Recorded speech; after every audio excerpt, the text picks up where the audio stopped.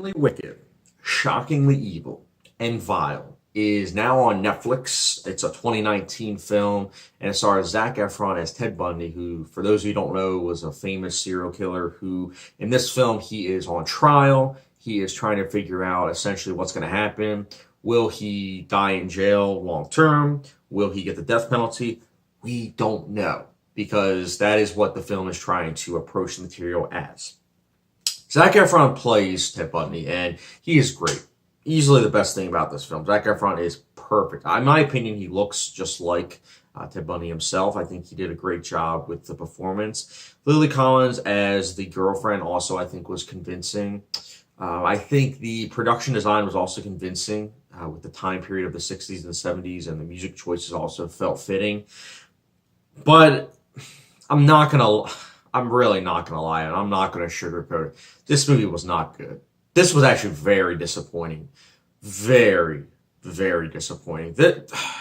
It's so frustrating when you see a film and 10 minutes in, you already realize it's a misfire. Like, already, I hate judging a film, especially 10 minutes in, because I'm a believer that you need to watch an entire film and you shouldn't judge it based on the first 15 minutes. The way a lot of people do. Like, I know people that 15 minutes in a movie, if it doesn't grab their attention, they'll shut it off. That's not me. I try to watch a movie all the way through. And I did. I watched this movie all the way through, but I couldn't help that this was a misfire all the, like, 10 minutes in, because you have this point of view where it's trying to almost make it seem as though he's this glamorous person, like he's just very, like, tragic. You don't know why he's on trial. You hear all this stuff, but you don't know it's true unless, you obviously read a history book.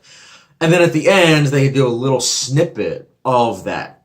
And it's like, this is just so bad, because I feel as though there's a movie out there, and it actually came out last year, and I did review it on my channel, called The House That Jack Built. And I couldn't help but turn to my girlfriend throughout watching this movie constantly and saying, wow, I feel like I want to rewatch The House That Jack Built, because that was a good movie. That's a very controversial movie, but that was a good movie because it got in the mindset of the serial killer that was in that, played by Matt Dillon. It's a very creepy movie.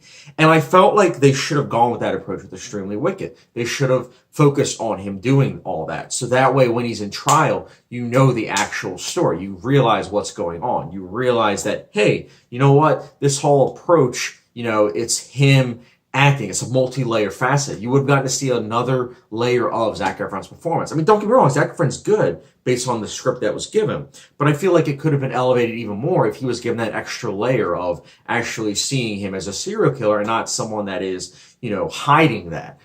I just wish that there was more of that, because it's an R-rated film. It's not like it's a PG-13 movie that is, dumbing down the material. It's an R-rated movie. They easily could have gone all out and actually shown all that. And I get it. It's hard to watch, but you're focusing on a serial killer. You know what I'm saying? So it's like the type of thing where that's what you're going into. You're going into a story about a serial killer, so it's not going to be sugarcoated, or at least shouldn't be sugarcoated. You should get the full scope. And I'm not saying I want this to be a 10-hour movie. I get it. It can't be. But at the same time, with how short this movie was, they easily could have made this a 2.5-hour movie and focused so much on it.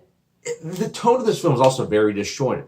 It goes all these different tones, and it just doesn't fit the scope of the film. It's a very limited scope, and it's unfortunate because I feel like this could have been a very ambitious project, given the talent involved. I mean, again, you have Zac Efron and Lily Collins, two very famous actors right now that are trying to give it their all. But unfortunately, they're given a very, very formulaic and disappointing script. And it's not even just the script. It's the fact that this film, it almost feels as though they think that we as the audience are dumb, that we don't want an intellectual drama.